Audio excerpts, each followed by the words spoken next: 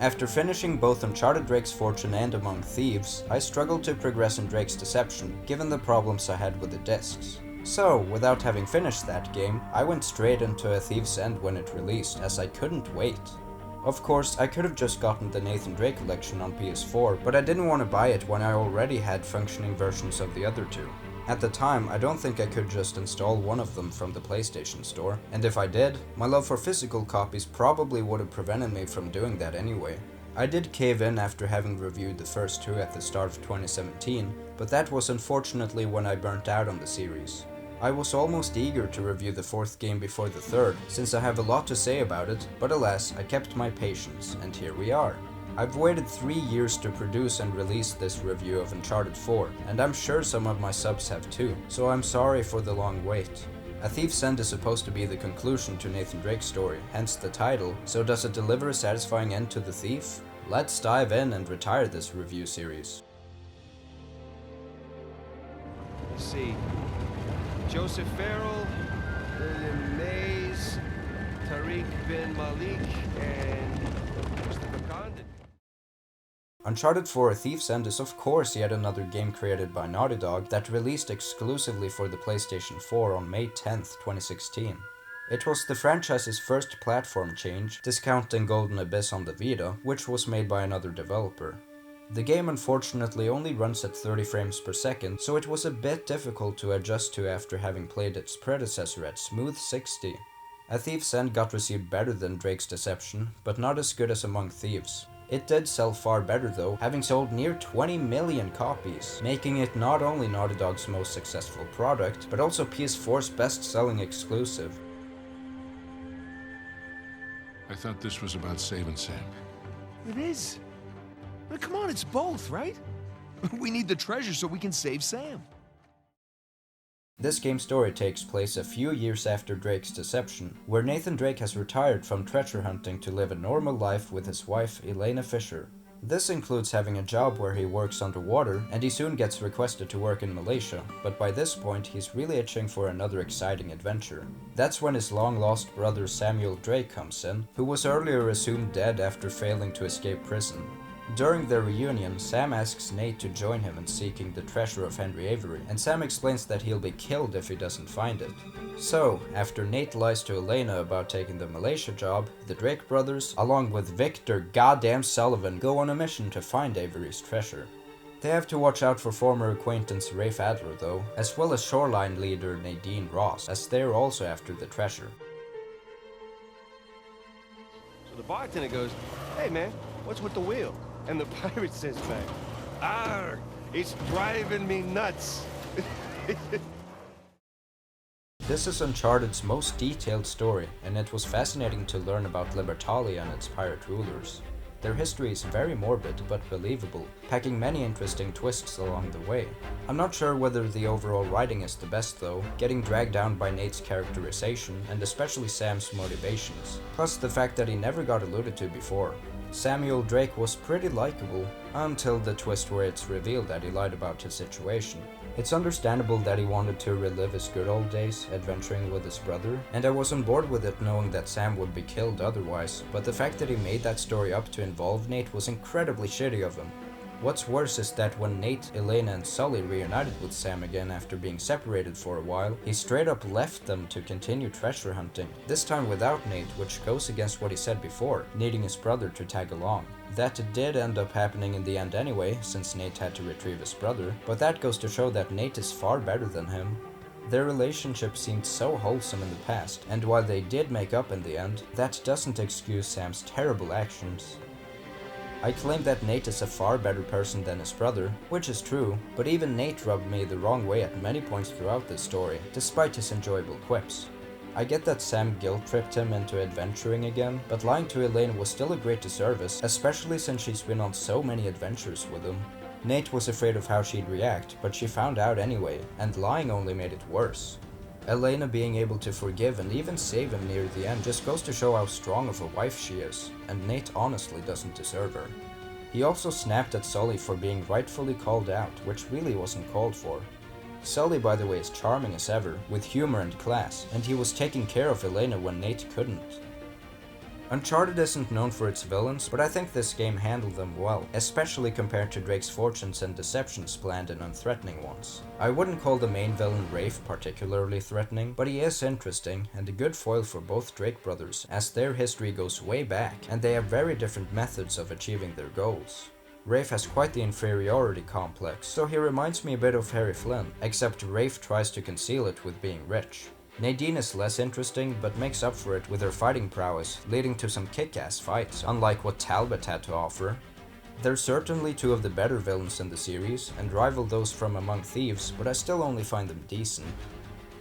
On a final note, it was pretty cool that Nate, Elena, Sully, and Sam were all together for one of the last chapters, talking back and forth to each other and working together. I remember that before the game came out, many thought that at least one of them would die in the end, especially the Drake brothers, as the title is A Thief's End after all, but I don't think killing any of them off would have been necessary. Nate and Elena have a child now named Cassie, so if not another Nate adventure, perhaps she can fill his shoes. Either way, a satisfying conclusion to Nathan Drake's story. I can do it! Oh, shit! Oh, crap! Whoa! My thoughts on the gameplay is conflicted, because it's simultaneously the best it has ever been, while also having an element that majorly drags it down. Its improvements and additions do make it ultimately great though. So, what are these improvements/additions? Well, for one, the shooting is even more responsive and satisfying to pull off, and I'm saying that in terms of the games at 30 FPS, as you know, I played Drake's Deception at 60. It did take time to adjust to the lower frame rate, but even then the gunplay felt really nice. The climbing does too, and the environments have gotten a lot more open, so you can often take different routes for progression and different approaches to combat. That includes a much needed improvement in the stealth department, which has gotten so advanced that you can actually skip entire combat sections if you're sneaky enough. Hand-to-hand combat is still a tad iffy to me, as they usually last quite a while and don't offer much variety, but it was most noticeable near the beginning. The fights against Nadine later on were actually quite enjoyable, as they had dialogue breaks, plus Nadine was always kicking your ass, which shows that just because Nate's the main character doesn't mean he's unbeatable. The puzzles rival those from Drake's Deception, as they're creative and require some thinking. Lastly, you now pick up weapons by holding triangle instead of just tapping it, meaning I could finally pick up ammo without worrying about replacing my weapon, which was such an annoyance in the past. As for additions, maybe the first that comes to mind is the grappling hook, which is such a nice addition that not only feels satisfying to use, but also adds another dimension to both the climbing and the combat. It's so fun to mow down enemies while swinging like Indiana Jones, and yes, this item furthers those comparisons, but Uncharted is still very much its own thing. Another new addition I absolutely love is being able to drive a car, which is a first for the series, as Nate has otherwise only used a jet ski and horse for transportation, whereas Elena always took care of the driving, at least during gameplay. I love the amount of freedom it gives, especially in Chapter 10, and its linear use in the next chapter is amazing as well. You can also steer a boat, which admittedly isn't anywhere near as fun, but it's still pretty neat visiting islands while exploring the sea. The game actually starts with a boat segment in Medias Res, which was a cool opening, but the derailing train remains undefeated. Of course, I cannot talk about this game without mentioning the playable Crash Bandicoot stage, as that's one of the best Easter eggs in gaming, and happened before the Insane Trilogy had even been announced. I've pretty much only talked positively about the gameplay so far, but the extreme length drags it down by a lot, unfortunately. Like I've argued before, Uncharted has a repetition problem, and that's most evident with this game, despite its variety. The other games had good lengths at about 8 to 12 hours, whereas this one takes more than 15. In fact, the first time I played through this game, it took me a whopping 18.5 hours to finish, which is insane for such a linear game with repetitive elements. It doesn't help that pretty much every chapter past the introductory stages take up to 1 hour either, Scotland and especially Libertalia overstaying their welcome. You spend the whole second half in the same location, which just barely mixes up its visuals, dominated by the green that was ever so present in the first game. There's also the fact that, yeah, it was cool to discover the place at first, and the plot kept me engaged, but unlike the other lost cities, Shambhala and Dubar, its wow factor ended pretty quickly. You didn't spend much time in those cities, and they were more visually striking, so while I was shocked, and that shock lingered, I didn't get sick of them. Well, aside from Ubar's hallucination gameplay. So, while I have lots of positive things to say about the gameplay, the overbearing length sadly drags it down significantly. Even so, A Thief's End somehow feels shorter than the 8-hour Drake's Fortune, which goes to show how well those innovations worked. Had it been the same length as 2 and 3, it would have been my favorite gameplay in the series, but as it stands, it's either second or third.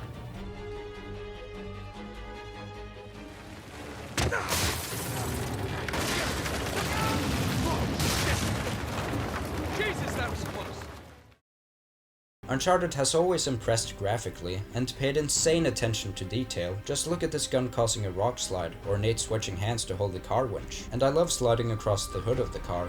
City life was highly detailed in previous games, but this game has taken the realism to another level. In Madagascar, a lemur will steal from Nate if he's already received an apple from a lady, and you can haggle with the guy to get one of the collectible treasures. My favorite touch is Sully flirting with one of the women, which only triggers if you pet the bowl. It's all so lifelike.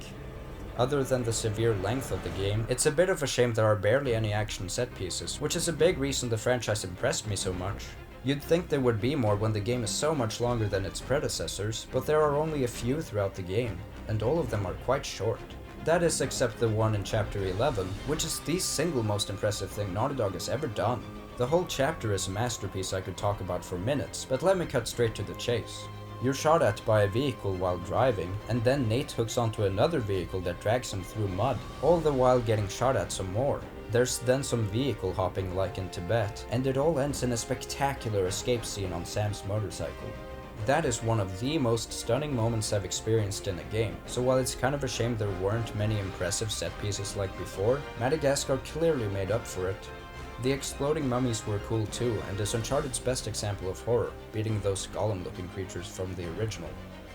When it comes to environments, the first half in particular is really varied, maybe a bit too much, as the beginning quickly moves from one location to another.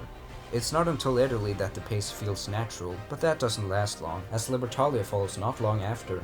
Libertalia does look very pretty, and it's nice that the time of day changes, making it orange by the end, but it's a little too late by then, as I've been exhausted from the overabundance of green. My favorite part of the place visually definitely was in the beginning, when it was raining ferociously and looking all dark, increasingly getting brighter and drier, all in one chapter. Italy looks beautiful and had a perfect amount of time spent there. Scotland looks great as well, but it did last longer than it should have, and the caves weren't much to look at. Madagascar is the location that looks best by far, featuring highly detailed city life and a spectacular set piece, and the Safari Zone has some truly wallpaper-worthy shots. Even the characters point out how amazing it all looks, which is obvious bragging from Naughty Dog, but I'd say they've earned their bragging rights. Finally, there's the cutscenes that look really close to realism, at least compared to most games. The models look incredible, and the faces are so expressive. Finally, we have the soundtrack, which is good as usual, but I'd be lying if I said it's all that memorable, so I guess it's on the same level as Drake's Deception's music. I think I like that one slightly more though, as the Arabic theme was easier to recognize, whereas I can't quite tell what this one is going for. There are some really good ones that stood out though, like the one that plays when Nate is longing for adventure, or the epic orchestral track that often plays when the action is balls to the wall. My favorite piece of music is again the main theme, which has been altered quite a bit for this game, and honestly, it's probably my favorite version of it. It's just so epic and emotional, truly making this game feel like the final. Sometimes you just gotta choose what you're gonna keep and what you're gonna let go. So, is Uncharted 4 A Thief's End a satisfying conclusion to the franchise? Absolutely! Its story is the best thought out yet, being ambitious without losing its intricacy. The gameplay is improved in various ways over its predecessors, and the additions it brings are well utilized and fun. The visuals and animations are some of the best ever, and the music is strong. As for flaws, there are some questionable writing decisions, including character portrayals I wasn't a fan of. I'm a bit disappointed by the lack of action set pieces, but having by far the best one kind of makes up for it.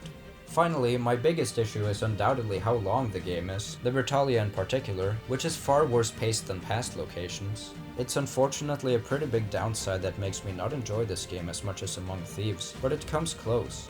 I will therefore give this game the score of 8.75 out of 10, which is right in between Drake's Deceptions and Among Thieves' scores.